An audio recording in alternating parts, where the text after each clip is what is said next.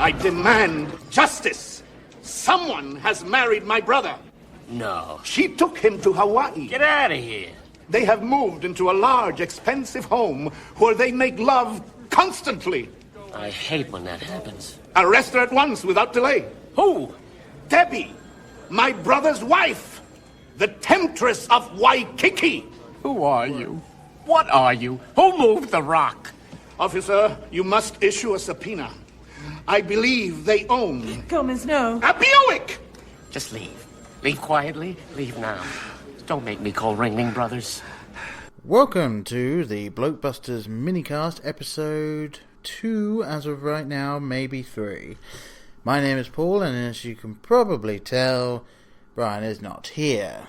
Basically because, well, we weren't able to figure out a film that we were both going to go and see in the cinema before I and my wife go on holiday. So, I'm doing this minicast. I'm hoping Brian will be able to get one done before I go. And I am going to be talking to you about my favourite holiday/vacation film, which is The Addams Family Values. Now, I know that most of you will be thinking, but that's not a holiday film, that's not a vacation film, and I would say to you, it is, technically, which is my favourite thing to do, point out that technically something is or isn't, and therefore I'm right, ha ha ha. Basically, Pugsley and Wednesday have to go to this day camp, and because of that, it's technically a holiday or vacation film for some of the characters in the film, and therefore it counts. Now, why did I bother getting that in the first place? Well, the main reason is that I just love the Addams Family films, and I couldn't come up with another way of just picking it to talk about, because I knew that maybe me and Brian wouldn't talk about it that much to justify a full podcast for it. I mean, maybe we would be able to, I don't know. Brian will have to get back to me on that. But now that I'm doing a little minicast, I can talk about it to my heart's content, and it'll probably only take up 20 of your minutes. Well, unless you pause it and have to do something else, in which case it might take longer, but whatever. So, nitty-gritty out of the way, this is a film from 1993, directed by Barry Sonnenfeld. The box office is a grand total of, and again this is just in the cinema, $48,919,043. The budget? I have absolutely no idea. I couldn't find that information anywhere. So, might have done well. Might not have. Don't really know. Alright, you've got, everyone knows the cast by now. Angelica Houston is Morticia.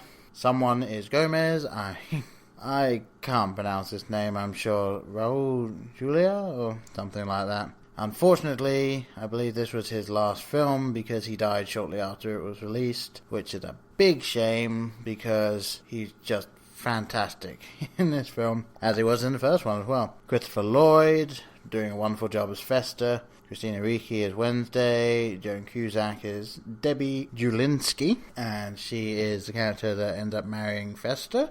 And you have the household name Jimmy Workman as Pugsley. You can probably tell from that. I have no idea if he'd done anything else past that. I'm sure he's done something, but nothing I've seen. And the only other name I've written down was the only other name that I wanted to write down because I recognised him, but he's one of those people that's always in something, but I can never quite remember who he is or what else he's been in. Peter McNicol, probably Peter McNicol or something like that, but it's spelled MacNicol, and he plays Gary, the camp owner, and he's the guy who was, the sort of weakling in Dracula and Loving It. He was also in Ghostbusters 2. He was the guy that owned the gallery or whatever it was. Ended up getting possessed by Vigo and whatever. The type of guy that you've seen in everything, you just can't remember what you've seen him in necessarily or what his name is. So, yes, holiday film. Well, as I said, the kids go on holiday and Fester and Debbie go on honeymoon. Therefore, there's some holiday in there. Ta-da! I love all these little technicalities, meaning I win. Yes, the overall themes for the film are pretty much why I love the film. You've got the really dark humour, which the first film had some dark humour, but it mostly stayed with what the original stories were like. So it was kind of dark, but mostly just humor coming from the characters interacting with other people and then you seeing just how different this family was. Whereas this film seemed to really be pushing the dark humor, which I am a huge fan of dark humor. As I'm sure you know, I'm a cold-hearted bastard. I am not shocked by anything. I find things funny that most people wouldn't. So this is kind of the perfect style of film for me. It's a pity that you don't see too many mainstream, I'll say, films going that sort of route. Obviously they won't, because then they won't make their money back. The studios don't want to bother making films that they know is not going to make them huge amounts of money unless they're sure there's going to be a big cult following, which is why I'm shocked it doesn't happen as much. But whatever, I've got the Adam Family film, so I'm kind of happy with that. Very basic plot. Fester ends up falling in love with and then marrying someone who is, very nice, very sweet, seems to get along with everyone, but has a bit of an ulterior motive, and that's not even much of a spoiler. I think it's about the first 25 minutes you figure out, and then are shown that she clearly wants Fester for either his money or just so that she can have access to the things around the home.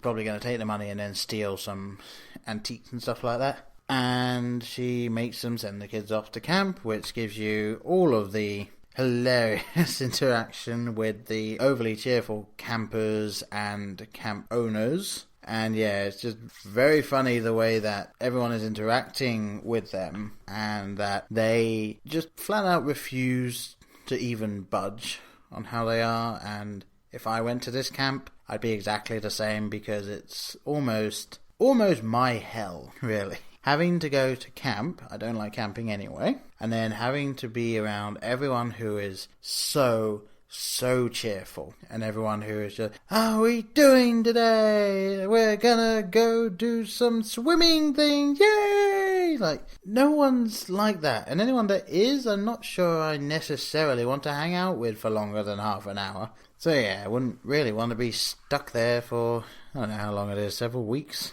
But anyway, so yeah, this film just has so many funny little moments in it that really make the film for me. I'm not going to say that this film is, -1 or something like that. It's probably along the same lines as Beetlejuice, where I'll say I really enjoyed it, but overall it's probably like a -5. So definitely watch it just the once, so you can say you've watched it, and then you'll find some people that just love the film and will keep watching it, and I'm one of those. It's really fun to watch. You've got Gomez and Morticia, who have a baby at the beginning of the film, and the baby is called Pubert, because why not? And their little arc, as it were, is that on top of Fester ending up getting married and their kids supposedly wanting to go to camp, so they kind of end up alone in the house, but their baby starts getting quote-unquote ill, which basically means the baby ends up looking and acting like your regular human baby. Very rosy cheek, lots of bright colours, loves to listen to green eggs and ham being read to it, and everyone else is just surprised, like no one can figure it out. I think that the actual explanation for it is that he's sick because he's kind of possessed, because Gomez is missing Fester and believes that Fester has sort of been taken away from him. He's missing the kids, and so because he's not well, the baby is going really badly. And then to skip, obviously Fester ends up falling in love, getting married, and going off, and surviving numerous attempts on his life, which, watching it, you know that every single thing that Debbie is trying to do to Fester, you know it's not going to work, because he's Fester. Electrocution is not going to kill him, and attempting to blow him up, that's not going to kill him. You know that he's been through so much in his life that he's pretty much immune to almost all means of physical pain. And on top of that, he's an Addams, so nothing will hurt the Addams. Then you've got the kids who go to this camp and have a miserable time. And of course, their way of being able to finally deal with that is to, it is implied, kill one of the kids on a fire, basically burn down the campground, and they tie up the kids with the two owners and leave them in the middle of the forest. If I recall correctly, they're in the forest, but I don't think they're going to be stuck there for days on end. I'm sure someone is able to come and rescue them. But yeah, it's the sort of thing that I would like to think I'd end up doing in their position, because it's like, let's see, have to go along with this stuff they're put into a building and made to watch all of these cutesy kids things like Bambi and everything, just to make them convert to the normal, quote-unquote normal way of thinking.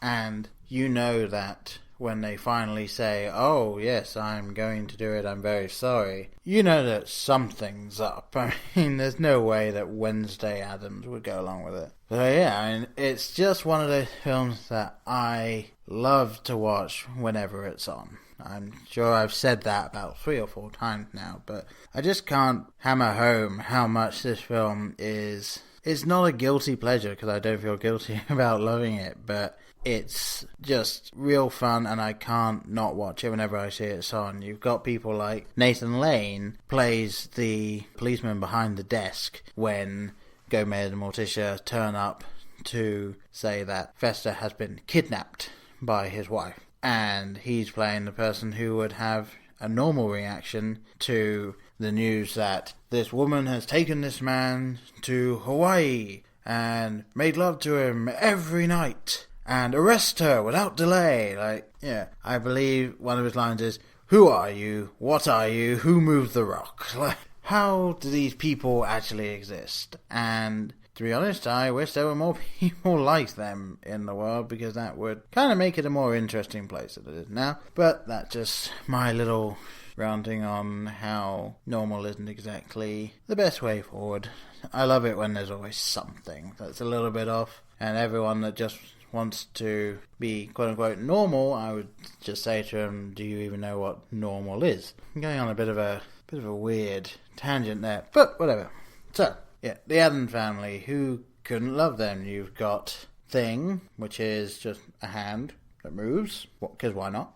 You've got Lurch, who is the butler, who is basically a giant. I think the idea is he's kind of a Frankenstein monster type of thing. He doesn't say anything, he just there's not even much sounds that come from the guy. He's just there doing his job. And then you've got the granny, who is a witch. You've got Cousin It, who has hair from the top of his head down to past his feet, so you can never see any of him, and who for some reason speaks as if he's inhaled so much helium that none of the words make any sense anymore. And there's even one point where you finally get to see a fair number of different family members that turn up, and I'm going on too long about this. But yeah, it's just a fantastic watch, and just see it. If you haven't, you need to, and if you have, rewatch it. Yeah, just do it. So, yeah, as I said earlier, it's going to be a -5 area, just because it's not the best film in the world by far. It's just a fantastic watch. And, I'm sure you can watch it and nitpick things at it, but, it's just real fun. So, not much more you can say, or at least not much more I could say without repeating myself or boring everyone silly, and that is everyone that is still paying attention at this point. So, just to round off, I'm going to do my Netflix recommendation. And today, it's actually not a film, it is a television series. It is a television series that was hugely popular in the UK when it was on. And when I say hugely popular, I mean by about season 6, it had really found its audience. And then they stopped making it at season 8, and then 10 years later they got a 3-part special made, and then last year, which was 2 years after the 3-part special, they managed to get a 6-episode season made again. So I'm also hoping they're going to make more. But, we'll have to see what the company that made it say about that. So, it is called Red Dwarf, and as of right now, episode 1 of season 1 through to the last episode of the special is available on Netflix. Absolutely no idea if they're going to put the next 6 episodes up at any point in the next couple of months. Probably next year, given that it came out the very end of last year. But that shouldn't bother you at all. Just sit down and watch the first 3 episodes of Red Dwarf. They are half an hour each, and it's one of those shows that the first episode tries to set up the universe, but you need to watch a few to really start to get it. And then, basically, if you're not hooked by the end of the first season, it's probably not for you. But luckily for you guys, and you guys I'm generalizing to say American because in the UK we already know this, season is 6 episodes. So there's actually, well, seasons 1 through 6 were 6 episodes. Season 7 and 8 were 8 episodes. So technically that leaves 55 episodes if you include the special. So I don't think there's any reason why anyone shouldn't watch it. And yeah, it's just a fantastic show. It's a sci-fi show, but it's a sci-fi sitcom. So the sci-fi stuff isn't really that important, if you kind of get what I'm talking about, because the sci-fi is the setting, and occasionally some of the things in the show require either a little bit of, oh, it's sci-fi, so this is okay, or, oh, it's sci-fi, so there's now going to be a little bit of explanation of this thing. But aside from that, originally, for the first 2 seasons, it's a show about 2 guys that end up having to live together who basically can't stand each other, and one other guy who has to be there, but I'm not going to say why he has to be there, because that will give away one of the things in the first episode that I don't want to give away. And then later on, there's another character that's brought in. Again, I won't say too much about it, because it's sort of a, oh, okay, it's this guy. And it's kind of fun to have that. And there's even a text scroll at the beginning of the first episode of season 3, which explains a little bit about why some things are the way they are. And the reason I say that is because this show is one of those shows that plays a little loose with continuity. For instance, there is a character called Christine Kachansky, and to begin with, David Lister wants to go out with her, and has never gone out with her. And by the 6th season, it turns out that he actually had a relationship with her, and she broke up with him. So there's not really any explanation as to why. That's just kind of what they go with. Right? You can say, to quote the Doctor, wibbly wobbly, timey wimey space stuff. Like, don't worry about it. But yeah, and just Red Dwarf again. It's on there. It should be a picture of 4 guys. Like, and as I said, you'll know who all 4 are by the time you get to episode 1 of season 3. So yeah, just give it a watch, please. I mean, I know that a lot of people say, oh, you have to watch this show. And I'm not saying you absolutely have to watch this show. Definitely. I'm saying give it a go, please. I really like it. A couple of people I recommended it to ended up watching it, and they ended up really liking it. So I think it's just one of those things that you need to give it a chance. So yeah, that is this minicast coming to an end. And basically all that's left for me to say is I've been Paul.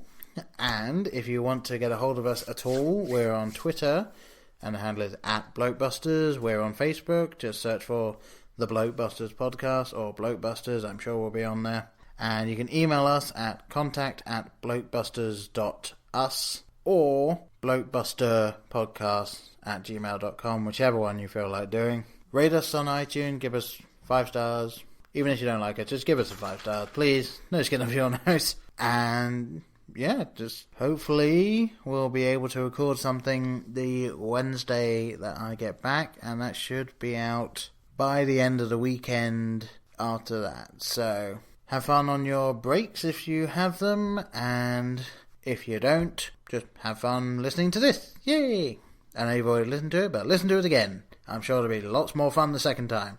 You can even try and play it backwards, see if I've hidden any messages in it. Actually, you can do that with all of them, to see if I've hidden anything in any of them. And I know most people will say, oh no, he hasn't done that. Well, how the hell would you know? You haven't done it. Go do it. Alright, well, I'll see you next time.